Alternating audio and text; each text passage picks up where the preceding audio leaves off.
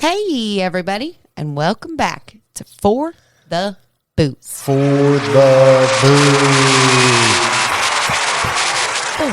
booze. Okay, yep, we're back. We're back for another week after a week of gross stories. Yes.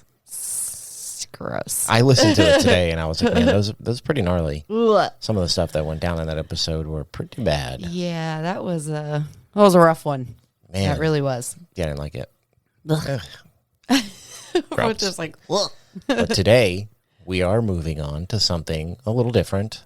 We are. We are kind of covering a topic that is, it's not very famous, it's becoming famous. Yes. And I believe within the story, we're going to find out why it has become kind of famous within the last couple years. Because I couldn't figure it out at first. I see it all the time now, but I could not figure out why. Yep. And it'll be in here, but yeah, we're gonna do something a little different. What do you got going on? Anything new? No. Yeah, we are some boring people. Hey, that's okay though. That's all right. Outside of this podcast, man, we are the epitome of homebody. Yes, we definitely are. It's a good thing all my hobbies reside around being at home. Yes. So this week we are gonna do a topic that we enjoy doing, and we haven't done one in a while, and I'm really excited. Oh, this was definitely your pick. Yes, it definitely was. We have done a few of these. We have. I'm excited. I think this is only like the third one. I know. Is it the third one? The fourth one. It's the fourth one. Is it the fourth? Okay. I don't know. We've had a year behind us, so it's kind of hard to remember them all.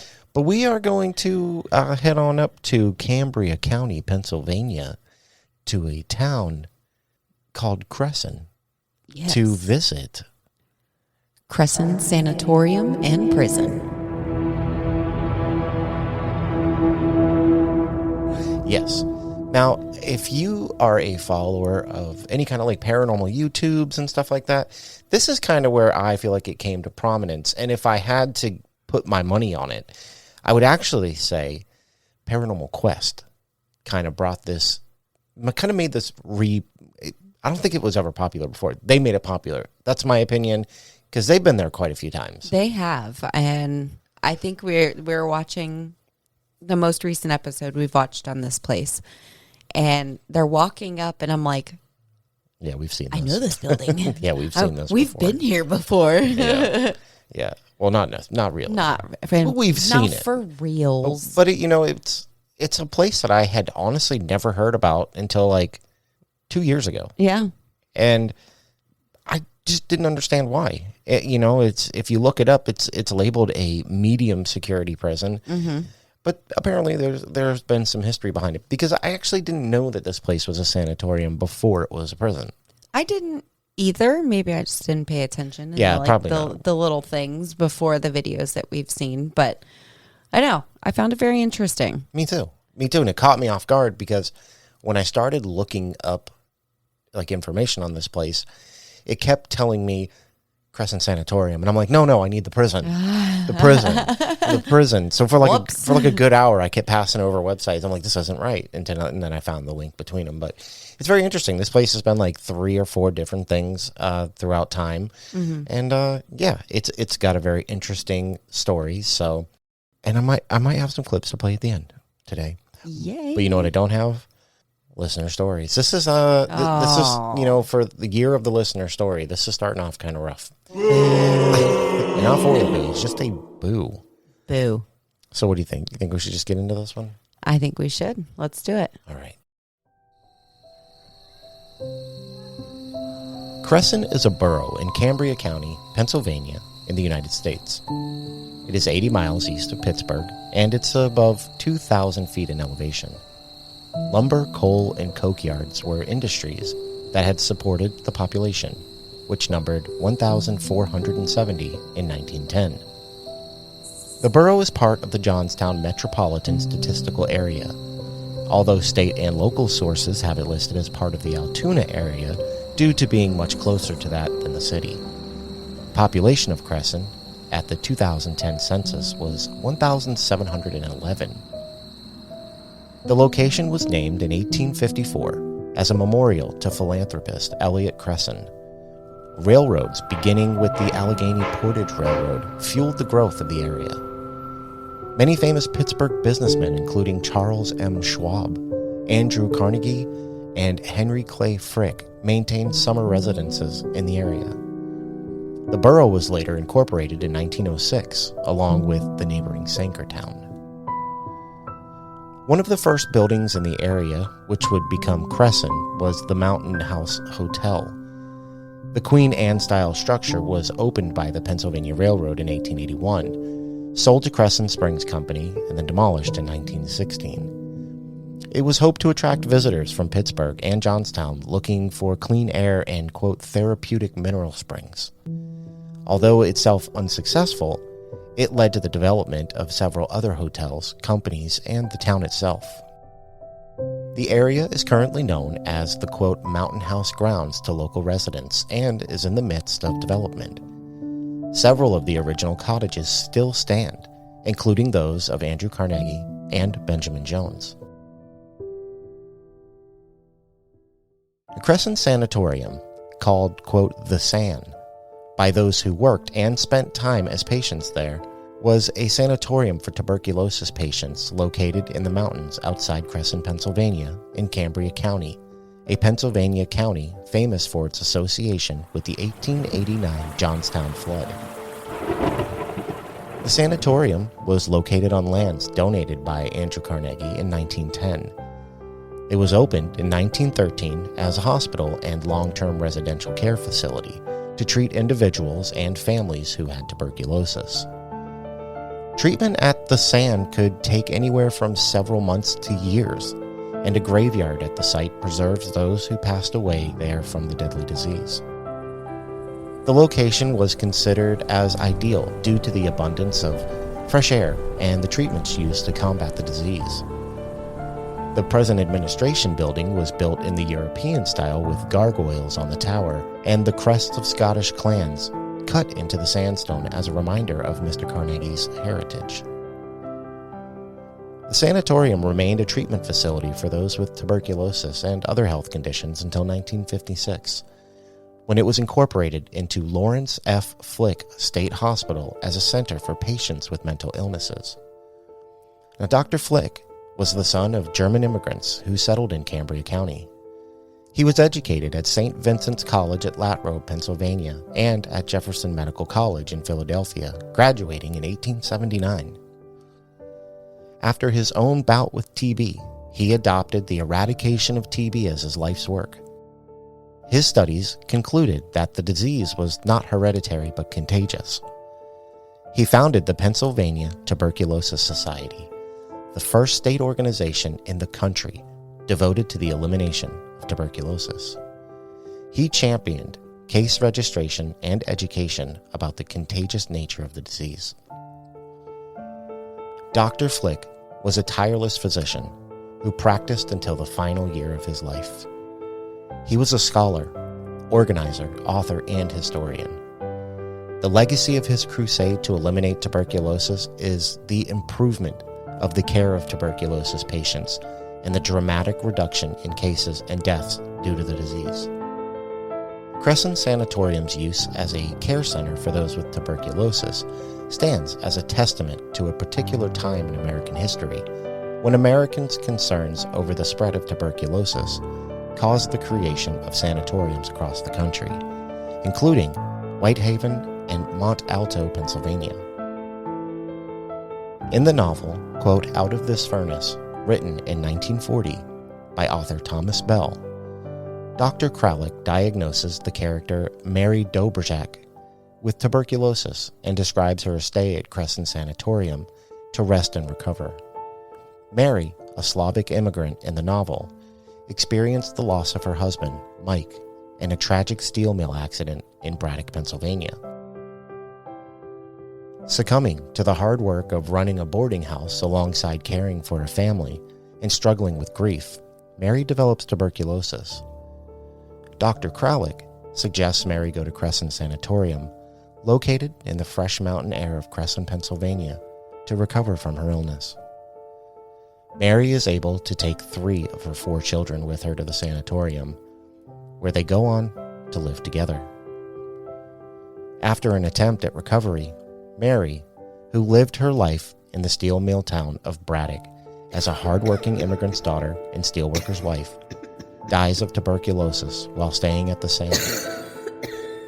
In a moving passage in Out of This Furnace, Mary recalls the dreams she had as a young woman alongside her husband, and how those dreams were difficult to realize under the harsh life and exploitation as a steelworker family outside Pittsburgh in the early 20th century. In 1983, the former hospital was transferred to the Department of Corrections for use as a prison. The cost to renovate/update it into a prison was priced around $20 million. Construction later began in 1984, and it officially opened its doors in 1987 as a medium-security correctional facility for men. The new housing units at Cresson State Correctional Institution were prototypes for future institutions across the state of Pennsylvania. Some of the more famous inmates that were housed at the Cresson State Correctional Institution included Joseph Kallinger, an American serial killer who murdered 3 people and tortured 4 families. He committed the later crimes against the family with Michael, his 12-year-old son. Kallinger was arrested and imprisoned in 1972 when his children went to the police. While in jail, he had scored 82 on an IQ test and was diagnosed with paranoid schizophrenia, and state psychiatrists recommended that he be supervised with his family. The children later recanted their allegations. 2 years later, one of his children, Joseph Jr., was found dead in an abandoned construction building 2 weeks after Kallinger took out a large life insurance policy on his sons. Though he claimed that Joseph Jr. had run away from home, the insurance company, suspecting foul play, refused to pay the claim. Beginning in November 1974, Kallinger and his 12-year-old son Michael went on a crime spree spanning Philadelphia, Baltimore, and New Jersey. Over the next 6 weeks, they robbed, assaulted, and sexually abused 4 families, gaining entrance into each house by pretending to be salesmen. On January 8, 1975, they continued their spree in Leonia, New Jersey. Using a pistol and a knife, they overpowered and tied up 3 residents. Then, when others entered the home, they were forced to strip and were bound with cords from lamps and other appliances. This culminated in the killing of 21-year-old nurse Maria Fasching, the 8th person to arrive. When she refused to follow Kallinger's orders, he responded by stabbing her in the neck and back. Another one of the residents, still bound, managed to get outside and cry for help. Neighbors saw her and called the police, but by the time they arrived, the Kallingers had fled the scene, using the city bus as their getaway vehicle and dumping their weapons and a bloody shirt along the way. John DuPont, an heir to the DuPont family fortune, was also an inmate at Cresson. He was convicted of murder in the 3rd degree for the 1996 shooting of Dave Schultz, an Olympic champion freestyle wrestler living and working on DuPont's estate. On January 26, 1996, DuPont shot and killed Dave Schultz in the driveway of Schultz's home on DuPont's 800-acre estate. Schultz's wife, Nancy, and DuPont's head of security, Patrick Goodale, who was a former U.S. Marine officer, were present and witnessed the shooting. The security chief was sitting in the passenger seat of DuPont's car when he fired 3 bullets into Schultz. Police did not establish a motive. Schultz had worked with DuPont to coach the wrestling team for years. His friend said the shooting was uncharacteristic. Joy Hansen-Lautner, a triathlete from Hermosa Beach, California, lived for 2 years on the estate. She said DuPont helped her through a stressful period in the mid-1980s. She later said, quote, "With my family and friends, John gave me a new lease on life. He gave me more than money. He gave himself emotionally," unquote. She expressed about the killing. She is quoted as saying, There's no way John in his right mind would have killed Dave. Unquote. Newtown Township Supervisor John S. Custer Jr. said, quote, At the time of the murder, John didn't know what he was doing. Unquote. He was ruled to have been mentally ill, but not insane, and was sentenced to prison for 13 to 30 years. He would later die in prison in 2010. To date, he is the only member of the Forbes 400 richest Americans to be convicted of murder. SCI Cresson closed on June 30th, 2013, with the state of Pennsylvania citing the antiquity of the prison and rising costs of maintaining it as the primary reason for the closure. Since then, the prison has sat mostly abandoned until recent. These days, Big House Produce has begun converting the abandoned prison site into a hydroponic farm for a variety of crops, including hemp. They found that the old abandoned prison buildings are well sealed and easy to control the temperature, making them ideal for growth. Big House Produce has also opened the abandoned prison to tours for anyone interested in photography or the history of the site to explore the old prison. They have also opened the site up for self-guided tours to people interested in urbex, as well as for other events such as ghost hunts. What's truly amazing about this huge site is that nearly all of it is open for exploration. In fact, when entering the site, it is common to be told that if you can find an open door, then you should go in and explore as much as you want. This allows adventurers the chance to explore a variety of both historic buildings dating back to the early 20th century and modern cell blocks that wouldn't look out of place in a modern prison. With the exception of a few modern structures, the buildings are in pretty rough shape.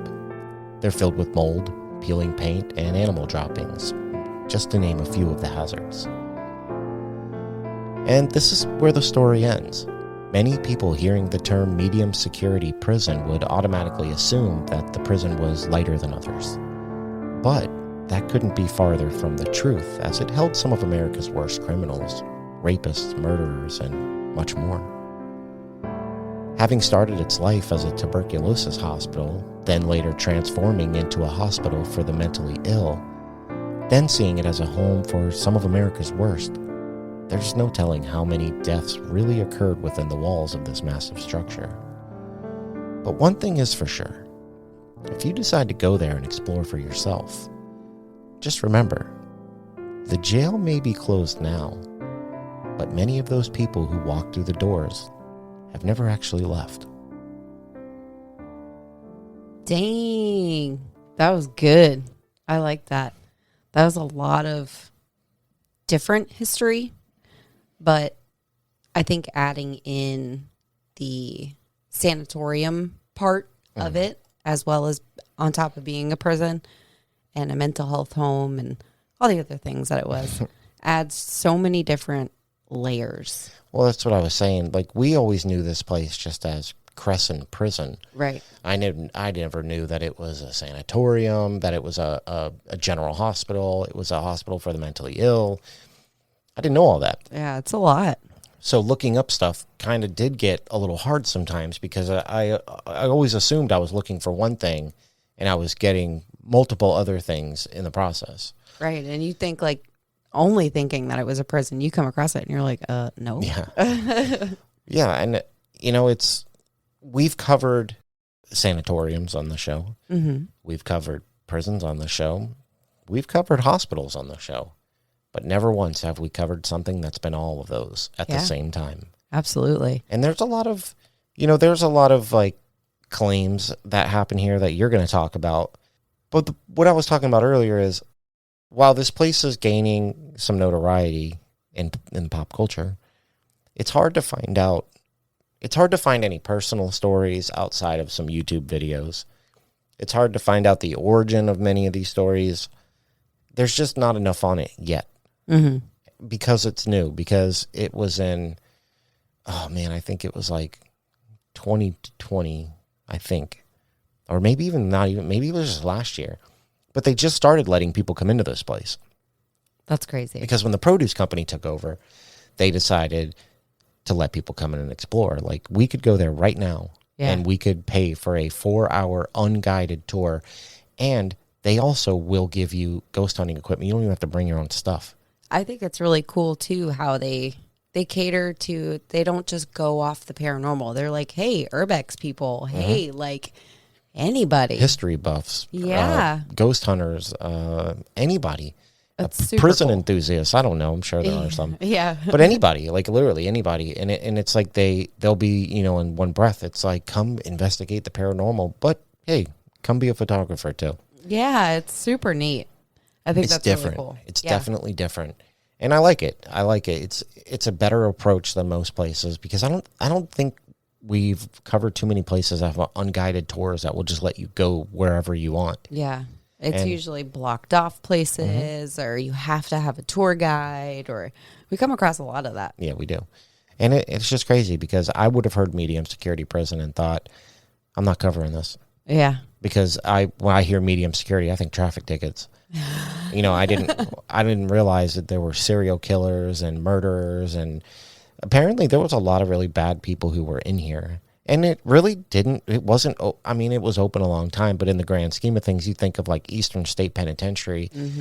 And what was that place open, like 300 years or something crazy? Long time. This place was only open for like since the early 80s. Yeah. It's only as old as me. Yeah, that's crazy. Well, I mean, I was born in like 95, but.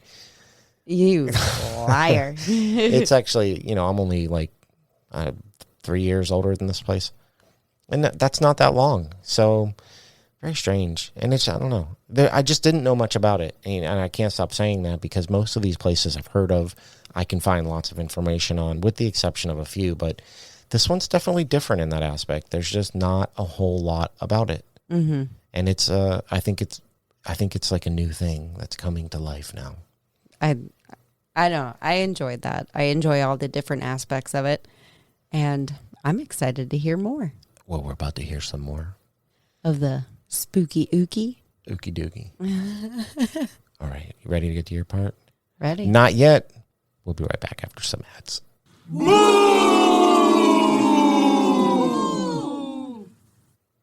And now, back to our show.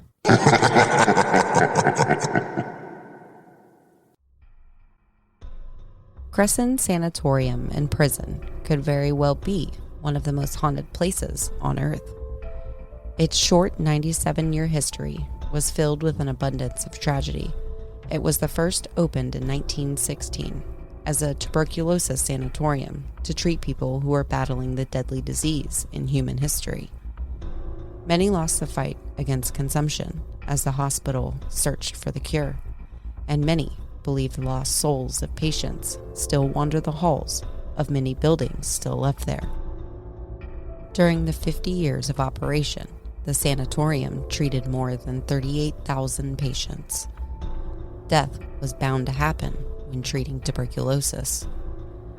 Thousands of people came through the doors, suffering in pain, battling depression, and perhaps facing death. Afterwards, the facility became a state school and hospital. This brought new emotions and energy to the property. Prisons are well known for the intense emotions, especially anger and violence. In Cresson, Pennsylvania, there's an abandoned property that some say has a haunted past. Pam Creasy, a paranormal investigator from Ghost Hunts USA, said, quote, "So there are so many different types of history here, over 100 years of history, from sanatorium times to a prison and everything in between." End quote. As medical treatments for tuberculosis patients improved over the years, the need for the sanatorium began to fade. In 1956, the facility was incorporated into Lawrence F. Flick State Hospital. This hospital, which was also known as the Allegheny State Hospital, was designed to care for those with mental health issues, including mental retardation, as it was known at the time. It is believed some of these patients may still haunt these halls to this day. This mental hospital was open until December 1982, when the state decided to turn the site into a prison. Over the next few years, buildings were torn down and others were built in their place to turn the site into a modern, state-of-the-art prison. Some of the existing buildings were also retrofitted with cells and other prison necessities. In 1983, the hospital closed and sat empty for 4 years, while the state of Pennsylvania spent $20.6 million to convert the complex into a prison. In 1987, the first prisoners arrived at what was then called SCI Cresson, or Cresson State Prison. The prison was a medium security facility and housed exclusively male prisoners. Some of the most violent inmates in the state of Pennsylvania started to call it home. Many of these inmates were aware of the tragic history of the property they now lived in, and some even believed the prison was cursed and an evil cloud was seemingly draped over the complex. As inmate violence occurred within the population, it only added to the haunted reputation of Cresson. The facility closed, and the inmates were transferred out of the prison in 2013, and the true ghost stories of Cresson continued, but this time from explorers who would sneak into the empty buildings. After sitting vacant for several years, the site was purchased with the goal of turning it into a hydroponic farm. Today, several of the buildings, primarily the newer prison blocks, are currently growing a variety of crops indoors. But much of the historic presence sits abandoned, and it's still awaiting restoration. In July of last year, Ghost Haunts USA started offering paranormal investigating because some say the residents of this property are spirits from a bygone era. Chrissy said while in one of the buildings, quote, "Here's the weird thing about this place. You always feel like you're being watched or someone is following you. People have seen shadow figures, apparitions. We hear everything from knocks to actual voices." End quote. The property's unique history begins with the perfect storm of emotions. Quote, "So you have heartache, loss, forgiveness, remorse, and hope. There was a lot of emotion that goes on up here." End quote. While touring the grounds, you have access to 7 buildings. Ghost Hunt USA will even show you how to investigate by providing you with equipment and teaching you how to use it. They also give you suggestions on techniques or different ways to bring out the spirits for communication. They then let you explore on your own. Chrissy stated, quote, "Every place has unanswered questions. Everybody there is trying to figure out, what is life after death? Is there life after death? Can you communicate?" End quote. Many mysteries remain, as well as unexplained deaths. There are questions only the people who once lived on the property can really answer. She goes on to say, quote, "That's the thing. We've come here to find their stories. We want to know. We ask them to please tell us your story. You won't be forgotten. You are able to speak." End quote.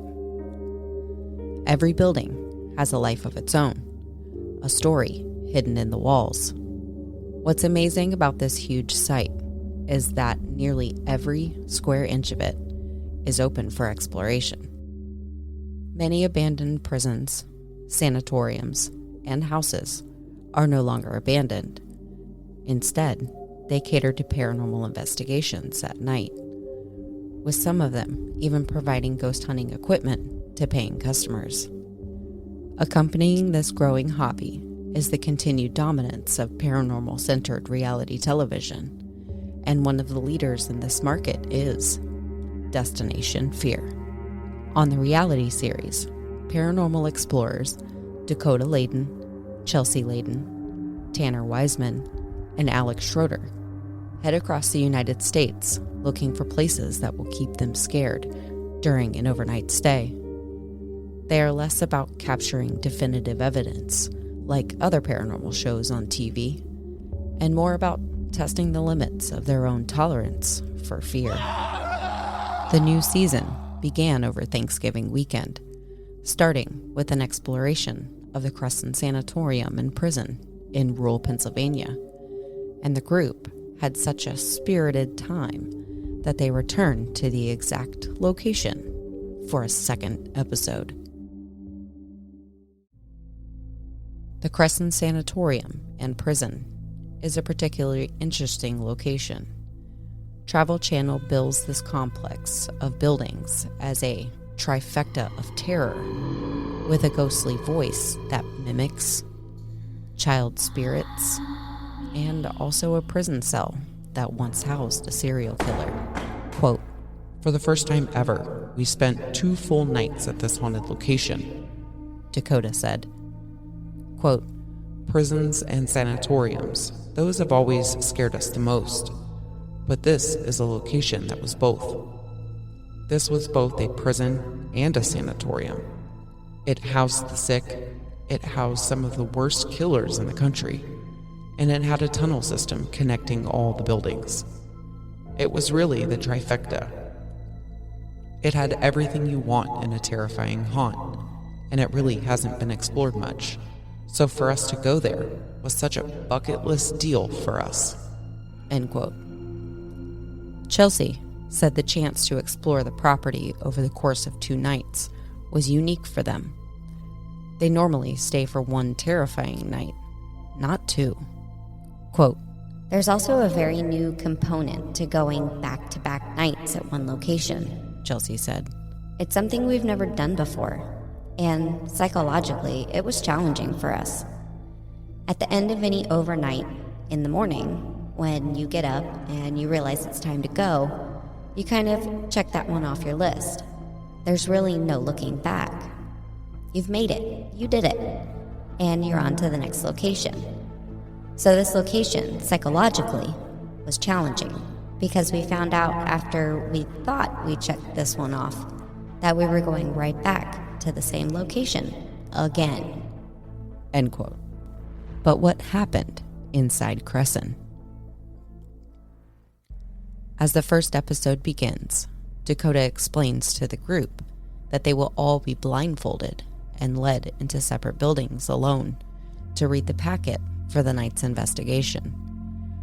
One by one, each member is led to a separate building. Chelsea in the underground tunnel system, Alex in the children's ward, Tanner finding himself in the prison's F block, and Dakota placing himself in the administration building. Before the investigation even begins, they are still reading the packets. Chelsea starts to hear movement above her in the chapel. The packet reveals that among the spirits of tortured inmates, shadow figures, phantom noises, childlike spirits, is another common claim that is of a mimic, which will copy voices and sounds. The team is then informed that the investigation starts as they sit alone in their areas, as one rule for this investigation is they cannot use their flashlights. With tensions high, the night begins with a 3-hour solo for everyone. The members set off with their investigation tools, but it isn't until we see Dakota starting his investigation with the enhanced audio equipment that we get our first glimpse at what is to come. As he puts on his headphones, he proceeds to ask the spirits if they will whisper to him. Whispers being a claim in the administration building, and immediately he gets not a whisper, but a fully audible woman's voice. With not much going on with the other members, we find Chelsea down in the tunnels investigating. Walking around, she begins asking the spirits if they can make a sound. She says, I keep thinking I'm hearing noises down here. This place is giving me a terrible feeling. Tanner starts asking questions in the prison. He jumps up out of his seat. I keep seeing something over there. He gets up to grab his camera and notices that for some reason, the screen keeps going blurry, as if it's trying to focus on something.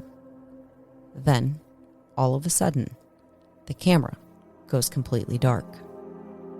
The 3-hour solo then ends, and the group meets back up in the courtyard and prepares for a group investigation. They grab a digital recorder and head to the children's ward first. They find their way to the basement area, and Dakota says, I have something recording on my camera here. Do you have a message for us? An EVP is picked up on the audio referencing the tunnels, but we are unable to make out what it says. As they continue on down another flight of stairs, the entire group is caught off guard and jumps in fear as 3 loud knocks are heard. Alex then explains that when he was alone on his solo session, he asked the mimic spirit to copy a knock, which was a pattern of 3, exactly like they heard. They then find the entrance of the tunnels and reluctantly enter. They find a chair down the hall from where Chelsea was seated earlier. Caught off guard, Dakota asks, "Is that the chair I sat you in?" Being that it's much further down, it would have been amazing. But it wasn't, however. After a few steps past the chair, incredibly, the Ovulus device says, Chair. Right after they were discussing it. They start to note that this spirit is mimicking them, or even mocking them, and immediately they hear a loud knock from further down the tunnel. The Ovulus then says, Count. as if it's mocking them and telling them to count the knocks. They try a few more times to knock on the pipes to get a reaction, and get nothing. But this is where something truly amazing happens. They feel like something is ahead of them and start asking for responses, or if something is there.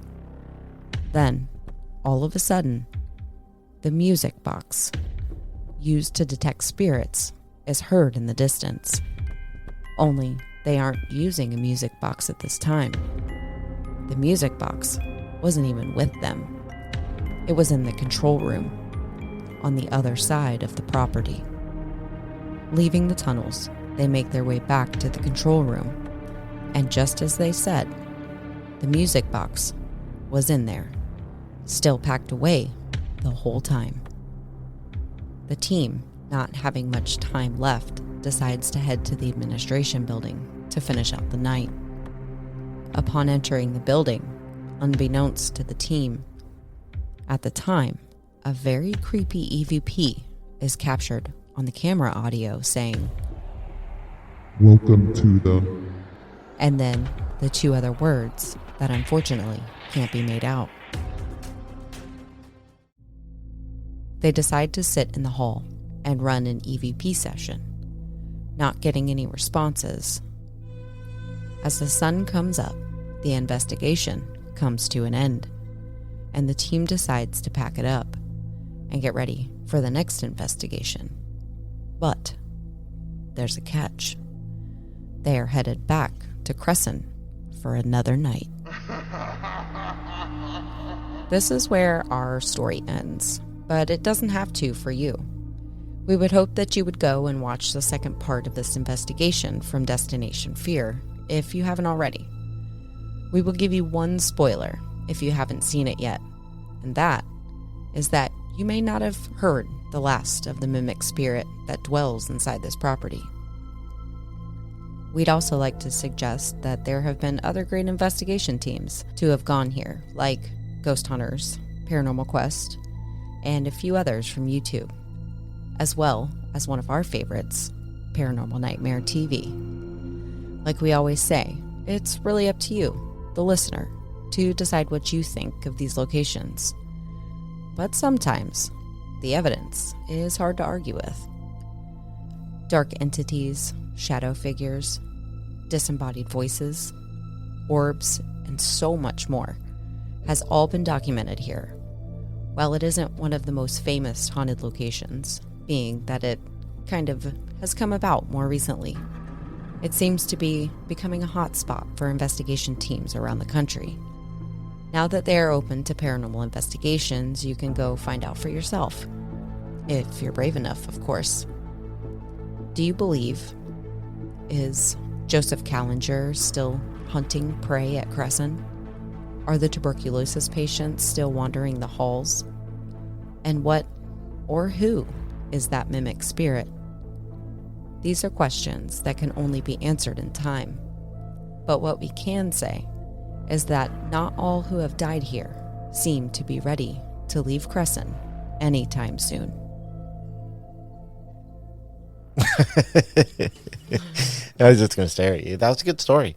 And that is, it's so hard. I don't know if I can stand by this, but I'm going to say it's one of the best episodes of Destination Fear. I feel the same. I really feel the same. It was so good. And it kicked off the season, and it just set the tone for the rest of the season. Well, it was awesome. I think what the best part about that one was, though, is that you watch it and we're telling you how good it is, but if you watch the second one, it's just as good. It is, and it's like it just carries over, and it's, I don't know. So much, this season of Destination Fear has been pretty awesome so far. It has been so good. Really good. Yes. So lots of stuff there. Yes. Lots of stuff there. And I just don't understand how this place flew under the radar for so long. Right. Like, obviously, this place has got some stuff going on. Clearly. And for how long has it been? Has to be, a while, right? For all we know, there could have been stuff going on, way back when. In 1916? That's crazy. That's when they built it. But, like in the prison days, you know what I mean? Like, yeah. And I do think in that episode, they do mention some stuff about like prisoners claiming paranormal activity while they're there, stuff like that. I don't think they're the only ones who say. I think other videos have said that. So I think there's always been stuff going on there. I stand by like what I said earlier. Like, I really think that it's just because they didn't allow people in there until recently. Until, what were their names? The Big House Produce. What a dope idea for an old prison. Right. I think that's, I don't know, I've never heard that before. That's pretty cool. And for like indoor farming, that's got to be hard. And you have to have, right circumstances. Hydroponic. Yeah. Roll that, smoke that stuff.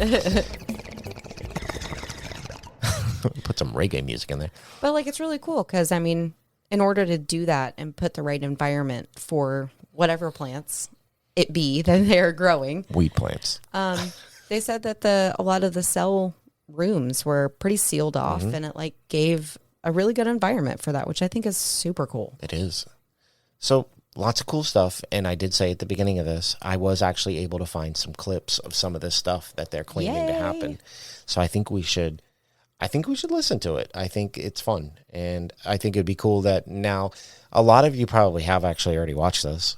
If you're paranormal lovers like we are, I would hope so. Lovers of the paranormal. Because Destination Fear is awesome. Yeah, it's a really good show. Okay, so I'm not going to lie. Well, I'll read them. Okay. I always do that. I'm like, I don't know what this is. Let me read it. This first one is, if you thought part 1 of Cresson Sanitorium-Prison was scary, just wait until you see what happens on part 2. So I guess this is a clip from the second part. Ooh. And this is actually coming from Travel Channel via Facebook, if I can get my phone to work right. So let's take a gander at this one. Let's do it. I don't like this at all. I'm going to set up this thermal camera. It is said that there's some creature type thing that lurks up on the ceiling. So if there is any temperature displacement, we'll be able to capture it and see it on this. I feel like the first thing we should do is kind of just sit down and maybe go quiet for a minute, see if we hear anything, see anything, feel anything. Is there anyone or anything in here with us? If there is, can you make a noise? Let your presence be known. I just feel like something's kind of watching us right now, like kind of just studying what's going on. I was thinking the exact same thing. Like, I feel like something is just lurking behind us, just watching us. Why are you in this chapel? This is supposed to be a place of God. There's a camera up on the stage here that picks up temperature. So if you move around in here, we'll be able to pick you up and see you.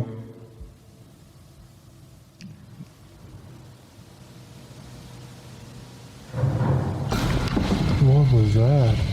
Dude, that came from right behind us. Hello? Oh, I'm so creeped out right now. I've got chills running through my body. Where does that go?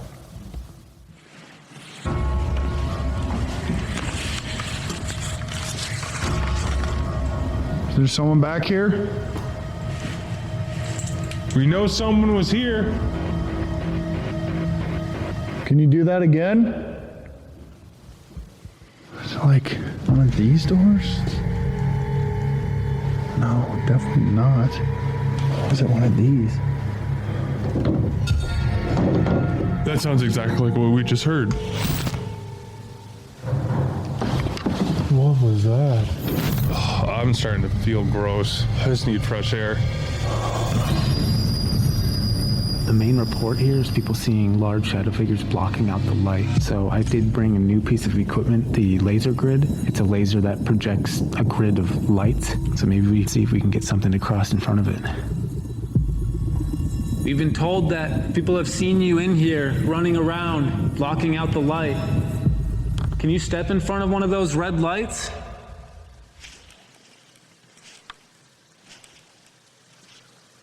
Can you come walk into this wing? We will be able to see you. I feel like my eyes are playing tricks on me, like I thought I just saw a shadow. It's really hard to tell. Whoa, dude. What? My camera just went super blurry on you. Really? Like your whole face, like everything went super blurry. Oh, it's doing it again. I'm not kidding you. What? Music box! That's the music box! Shh. Holy that's the music box. What the is someone in here? Hello?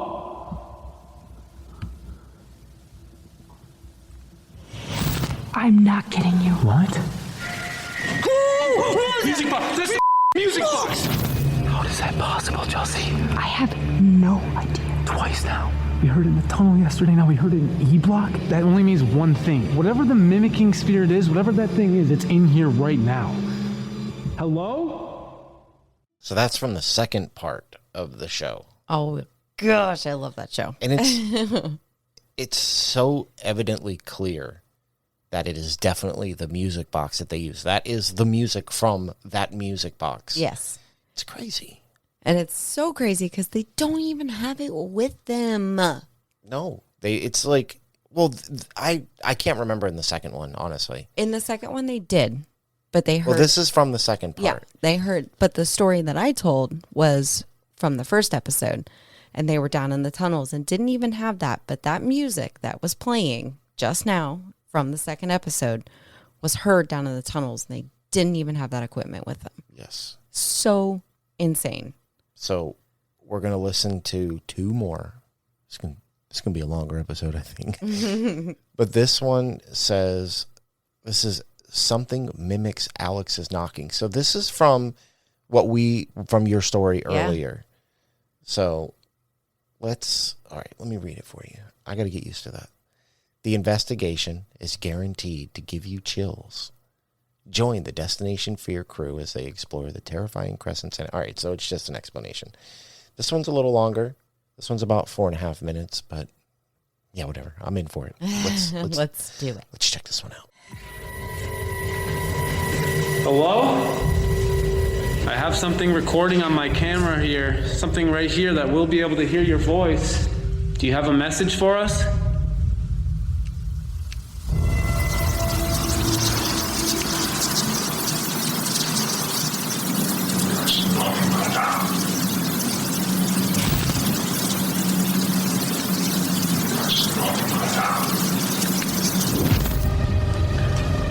let's keep moving.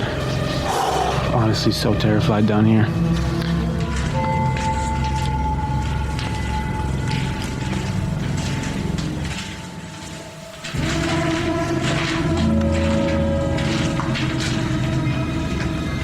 All right, let's go back up.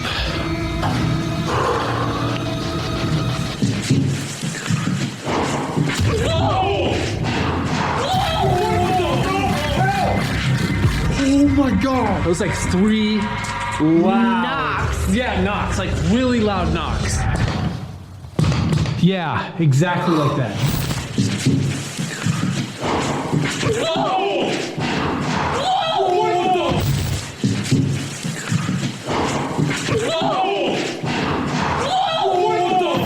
Dude, earlier when I was by myself, I said, if there's this mimicry thing up here, repeat this. And I did that. I went, Are you serious? 100%, dude. You did 3 distinct knocks. Yeah, because I wanted it to be unique. I didn't want it to be like knock, knock, knock. Like, you're telling me you copied the exact same pattern? I don't remember how long of a pause I took, but it probably was down to a T.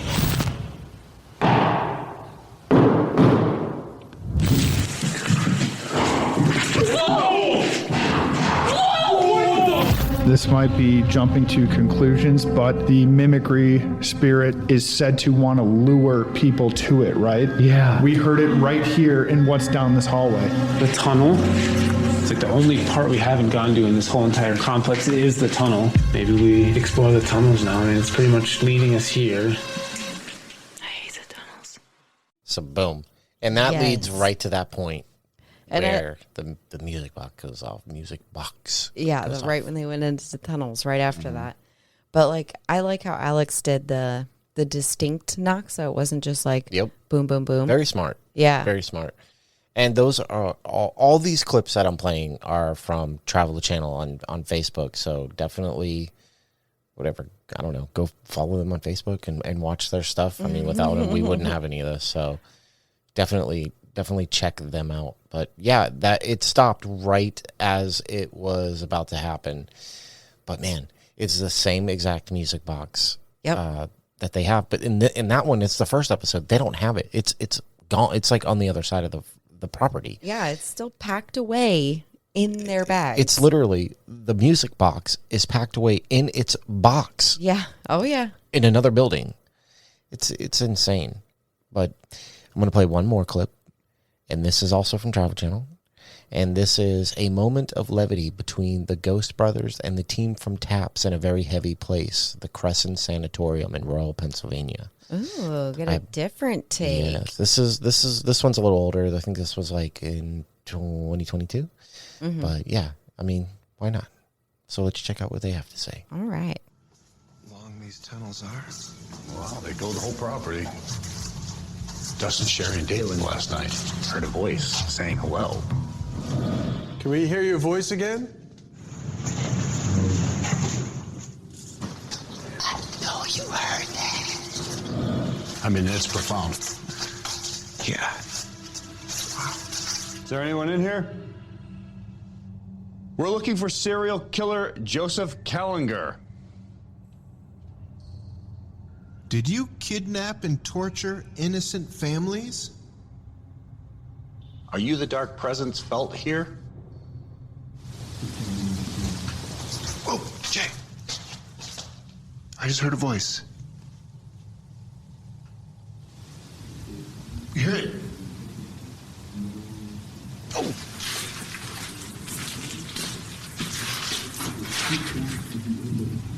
Voices, full conversation.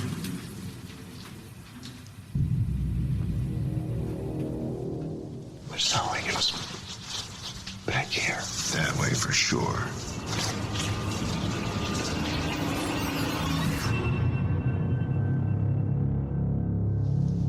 All right, if there's anyone down here with us, can you make a knock like this? Now, I'm gonna tell you something. You can't just knock. You gotta give it some knock.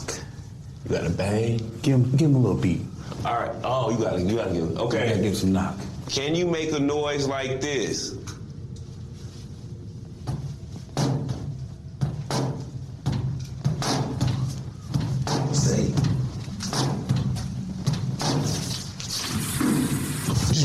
I know y'all heard that down there in the entrance to the tunnels. Immediately something happened. That was straight across. Hold on. I should have been able to pick it up on this digital voice equipment. If you did your job, you should. Hello? Whoa. You saw something? You saw that? Oh! I thought it was my granddaughter screaming. Those guys are funny, dude. They are super funny. I The like Ghost those guys. Brothers. Yeah, those guys are funny. They add such a comedic element to it. do. I like it. But what I think is interesting from that is they're hearing voices in the tunnel. Mhm. And then while he was kind of messing around, like just banging out a beat on the door, it responded. Yeah, it definitely did. It was two boom, boom, back to back. And these were almost in the same area that Destination Fear was in. So, hey, I'm just presenting the evidence. You know, I can't tell you what to do with it. So it's there. But what I can ask you, Megan, is a very simple question that we like to ask on this show. Is it real? Well, other than me, I'm going to ask her right now. So we've presented all the evidence. We've told the stories. We've learned the history. And yeah, we've done it. So what do you think? Do you think that Cresson State Prison and Sanatorium is really haunted? I do. I do think it is haunted. I think it has kind of had its times of ups and downs of kind of festering with whatever spirits may linger, if you will. Okay. I think it has different and multiple layers of emotions. I couldn't think of the word. I couldn't think of the word I wanted to say. Emotions, like different layers. There's different levels. I mean, there was people who got better there and were really happy, and people that died, people who were sick. There was mentally handicapped people. There was prisoners. Like so many different layers to this place, and I think this may be a diamond in the rough in the paranormal world. Little Zales, little K's. Oh. Little kiss begins with Cresson. That was good. I like that. So, yes, long answer short, I do think it's haunted. You mean short answer long? Yeah, that too. And what about you, babe? Well, you know, it's a hard one for me because I was really hoping to come across something on the internet, like some personal experiences. Like there was a lady from TripAdvisor who said that her and her son went there and they had a paranormal experience, but she didn't say what it was. Mm-hmm. And I'm just baffled by the fact that it has taken this long to become something that is just now gaining some kind of prominence in the paranormal world. Right. I'm not saying there's anything wrong with that. I'm just, with all the stuff going on there, I'm very surprised. But, you know, I'm going to have to, I'm going to say yeah. Okay. There's some pretty impressive stuff that happens there, and it hasn't been proven to be fake or anything. So I'm going to run with it. I'm going to say I really, without a substantial amount of stuff, it'd be hard for me to say, oh, it's really haunted or anything. I'm not sure, but I do think something's happening there. Okay. I think something's been left behind, and I mean, it is like a paranormal cocktail there. Like you said, you know, tuberculosis patients dying and miserably, and I'm sure even though it was one of the better TB hospitals, I'm sure nobody was safe from the barbaric, you know, practices that they did back then until they found out what actually cured it. The experimental phase. And then you had people with mental illnesses and stuff, and those people weren't treated very well back then because they were looked at as like a burden on the family. So they just kind of chucked them into these homes, and they were not treated well. And then the prison, so it's a prison. People do prison-y things. For sure. So I think the recipe is definitely there for it. So yeah, I could see this place. I could see this place having some stuff. So does that mean that it gets the big old seal of approval? Yes, exactly that. I know, it's become a favorite of ours now. I love it. Well, so Cresson Prison. It's real. I like it. We think. I thoroughly enjoyed this place. Yeah, this was really a good one. And stumbling across that YouTube video a few years ago that we did kind of made us like just have it in the back of our minds, I think. I think we watched it and then we were just like, oh, okay, cool.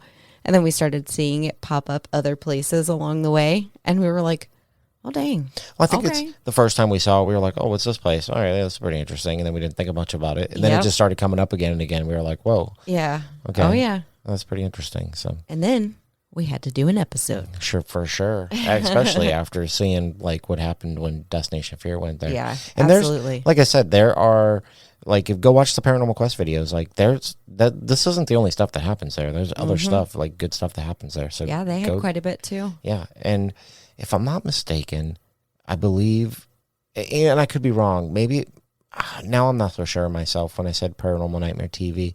I think they went there with Paranormal Quest. I could be wrong now. Now I'm thinking about it. Oh, dang. I don't know. Whatever. Whatever. I did my best. So lots of different paranormal investigation teams have done this place. Yeah, definitely different people have been there. So it is what it is. So I guess this is the end. And it is sad. Where can they find us? They can find us on Instagram at @forthebooze_podcast and on Facebook at @forthebooze. You can also find us on Twitter at forthebooze or over on YouTube at forthebooze. And please, listener stories and suggestions, but really listener stories. We would really love to read them. It is one of our favorite things to do. It is. It really, really is. But nobody is sending them, so please. forthebooze12@gmail.com. Please. Even if it's little, we don't judge. It's all about the motion of the story, not the size. Oh. And one last thing, we like to tell you, if you would like to support this show, please just take 2 minutes of your time and rate and review the show on Apple Podcasts or wherever you listen to podcasts. It will do a great deal getting the show up into the charts at some point. So, yeah, can you help us out? Well, I think that's it there, Booze Crew. And I think it is. We enjoyed this time with you. And that means we will see you in the next one. All right. Bye.